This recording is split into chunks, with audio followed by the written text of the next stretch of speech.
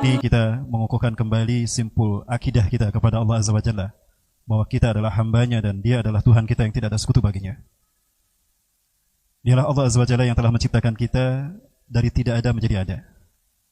Dan Dialah Allah Al-Aziz yang telah menciptakan kita dari ada dikreasikan menjadi makhluk yang terbaik. Fi ahsani taqwim.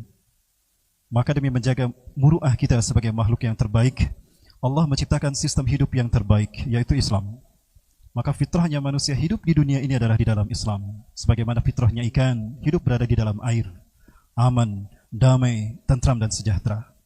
Demikianlah fitrahnya manusia hidup di dunia. Hanya mereka yang menghambakan diri kepada Allah Azza wa Jalla, yang memiliki iman dan Islam, yang akan tetap bertahan betapapun dahsyatnya gelombang fitnah akhir zaman. Salawat dan salam selalu dilimpahkan dan tercurah selalu kepada uswah dan qudwah kita Rasulullah Muhammad sallallahu alaihi wasallam. Nabi dan Rasul yang telah sempurna mewujudkan Islam dalam praktek kehidupan di dunia ini. Sejak beliau diutus sampai beliau wafat, beliau telah sempurna membumikan Islam sebagai aturan hidup satu-satunya yang sesuai dengan fitrah kita sebagai manusia.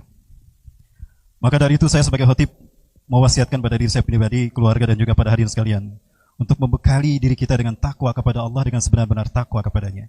Hanya dengan jalan takwa saja kepada Allah kita bisa menghadapi apapun fitnah dan ujian dalam kehidupan kita. Tentu takwa bukan sembarang takwa.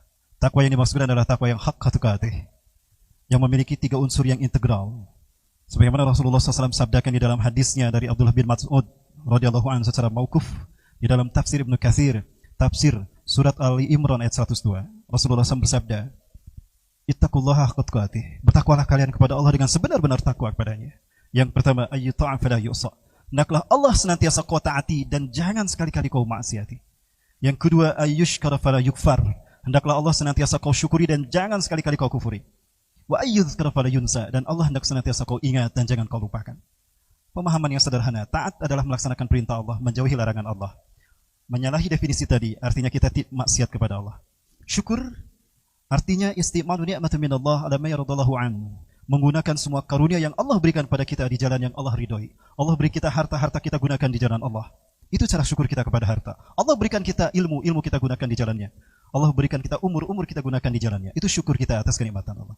Manakala itu digunakan di luar apa yang Allah ridhoi, itu artinya kufur. Yang terakhir, zikir tidak lupa. Zikir merupakan ruh dari taat dan syukur. Bagaimana kita bisa taat dan syukur kalau kita tidak ingat kepada Allah?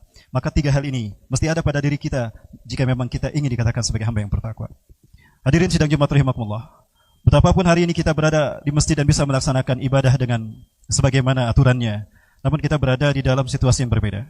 Kita berada dalam situasi di mana pandemi masih menghantui bumi dunia hari ini, termasuk negara kita. Sebagai hambanya, maka kita dituntut untuk bermuhasabah dan memawas diri. Mengapakah pandemi ini terjadi? Izinkan saya membahas hal ini dalam kacamata Quran dan Sunnah terkait dengan iman kita kepada rukun Islam, rukun iman yang ke-6, yaitu iman pada qada dan qadar. Berangkat dari Quran dan Sunnah tentunya akan kita bangun, kita bingkai pemikiran semacam ini agar kita tidak batal akidah kita, agar tauhid kita tidak batal. Betapapun pandemi ini begitu menakutkan. Yang pertama di dalam Quran surat Al-Hadid ayat ke-22, Allah Azza wa Jalla berfirman, A'udzubillahi minasyaitonirrajim, min hamzihi wa nafthihi wa nafthihi. Ma asaba min musibatin fil ardi wala fi anfusikum illa fi kitabim min qabli an nabra'aha. Inna dzalika 'ala Allah yasir. Tidak ada satu musibah pun yang menimpa manusia, baik di muka bumi dan tidak pula pada diri manusia sendiri, melainkan telah tercatat di Lauhul Mahfuz bahwa itu akan terjadi. Sesungguhnya yang demikian itulah amat mudah bagi Allah. Inna dzalika 'ala Allah yasir. Yang kedua, Quran surat An-Nisa ayat ke-79. Allah Azza wa Jalla berfirman, A'udzubillahi minasyaitonirrajim, ma asaba min hasanatin faminallah, wa ma asaba min sayyi'atin famin nafsik, wa arsalnaka lin-nasi rasula, wa kafa billahi syahida. Apapun yang menimpa kamu berupa kebaikan, maka itu datang dari Allah. Dan jika ada keburukan yang menimpa kamu, itu datang dari dirimu sendiri. Dan tidaklah kami mengutus engkau Muhammad kepada manusia, melainkan sebagai utusan yang memberikan teladan yang baik kepada mereka. Dan cukuplah Allah sebagai saksi atas semua hal itu. 2 ayat ini memang berbicara tentang musibah yang menimpa manusia, namun memiliki 2 makna yang berbeda, dalam arti tendensi yang berbeda. Ayat yang pertama, Quran surat Al-Hadid ayat ke-22, menyatakan tentang takdir kepada kita. Bahwa apapun yang terjadi di muka bumi ini, apakah peristiwa yang baik, kebahagiaan, suka, gembira, kesenangan, itu sudah Allah tetapkan 50.000 tahun sebelum langit dan bumi Allah ciptakan. Begitu pula keburukan yang ada dalam hidup ini. Itu semua sudah tercatat di Lauhul Mahfuz. Min qabli an nabraha, sebelum Allah menciptakan langit dan bumi. Di dalam sebuah hadis sahih di dalam syarah Syekh Nawawi dari Syarah Sahih Muslim, Syekh Nawawi menukilkan hadis ini. Atau Imam Muslim menukilkan hadis ini tentang takdir.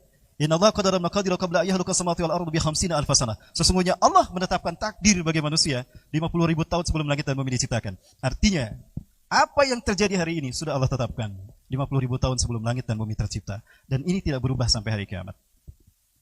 Adapun ayat yang kedua berbicara tentang qada.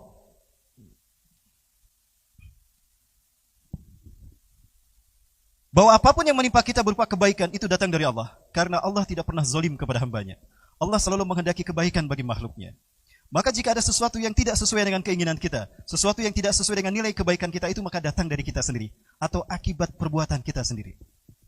Karena Allah sudah memberlakukan satu hukum kausalitas, hukum sunnahnya, sunnatullah, hukum sebab akibat. Bahwa kita tidak akan pernah mendapatkan apapun, melainkan sesuai dengan apa yang kita lakukan. Hal ini sebagaimana Allah nyatakan di dalam Quran surat An-Najm ayat ke-39. Mohon maaf, ya surat An-Najm ayat 39, Allah Azza wa Jalla mengatakan wa allaisa linsani illa ma sa', dan tidak ada yang didapatkan oleh manusia melainkan sesuai dengan apa yang dilakukannya. Jika kita berbuat baik, maka kebaikan itu akan kembali pada diri kita sendiri. Jika kita berbuat buruk, maka keburukan itu akan kembali kepada diri kita sendiri. Ini maksudnya.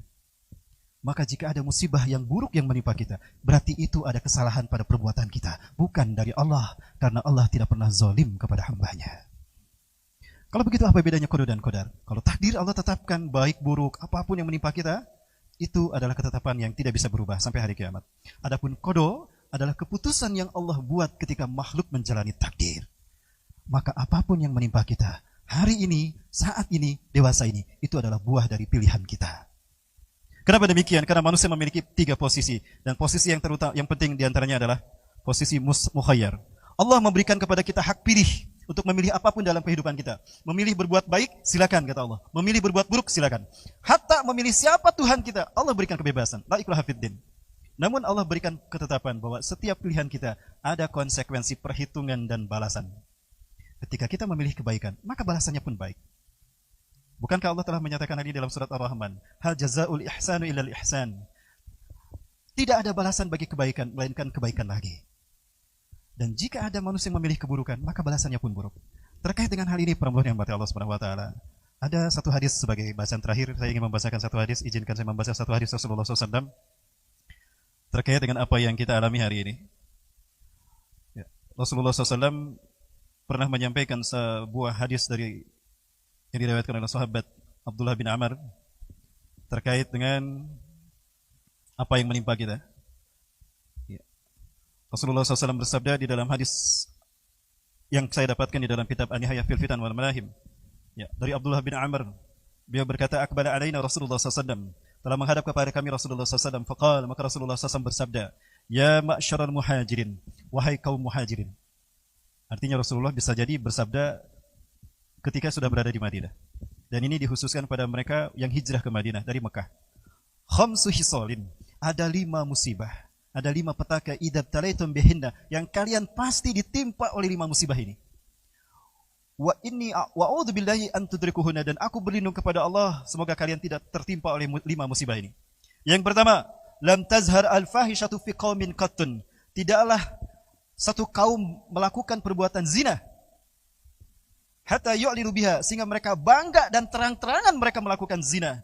Illa fasyafihimut ta'un, melainkan Allah akan menimpakan penyakit ta'un kepada mereka. Ta'un bahasa Arab.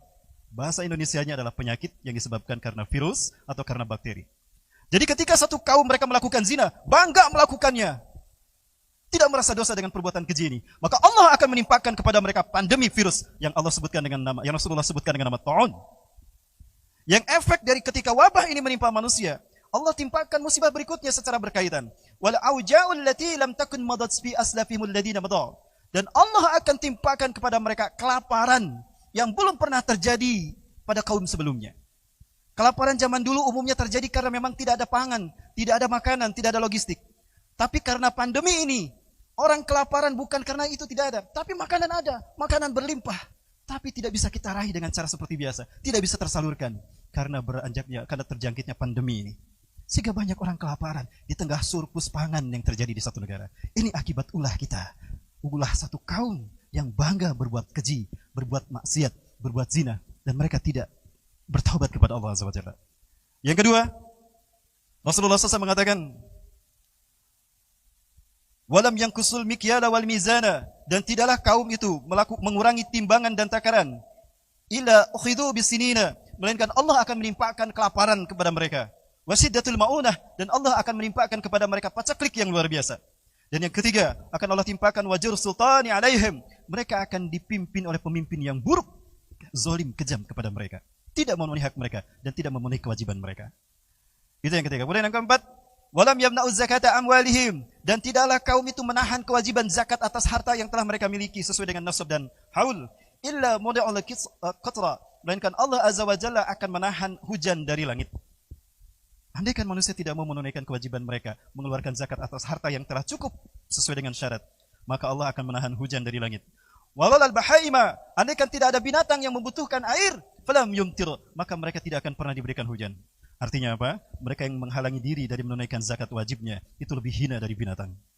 Yang keempat, Rasulullah SAW kemudian menyatakan, walam yankudu ahdallahi wa ahda rasulihi, dan jika mereka menentang apa yang Allah tetapkan atau menyalahi janji mereka kepada Allah dan sumpah mereka kepada Rasulullah SAW, illa salatallahu alaihim aduwwan min ghairihim, melainkan Allah akan mendatangkan musuh yang datang dari luar negara mereka. Fa'akhadhu ma fi aidihim, maka musuh itu merampas apa yang mereka miliki. Musuh itu merampas harta kekayaan mereka, bahkan musuh itu mengeksploitasi kekayaan alam mereka. Dan yang terpenting, musuh itu mengambil kemerdekaan mereka. Dan mereka tidak bisa berbuat apa-apa. Ini terjadi ketika manusia atau satu kaum tadi menyalahi janji mereka kepada Allah dan Rasulnya.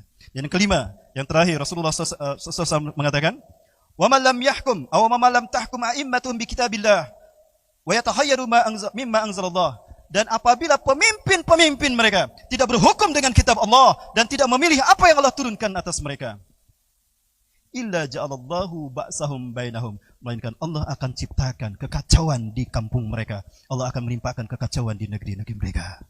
Hadirin sidang Jumat rahimakumullah. Kembali kepada keyakinan kita tentang qada dan qadar.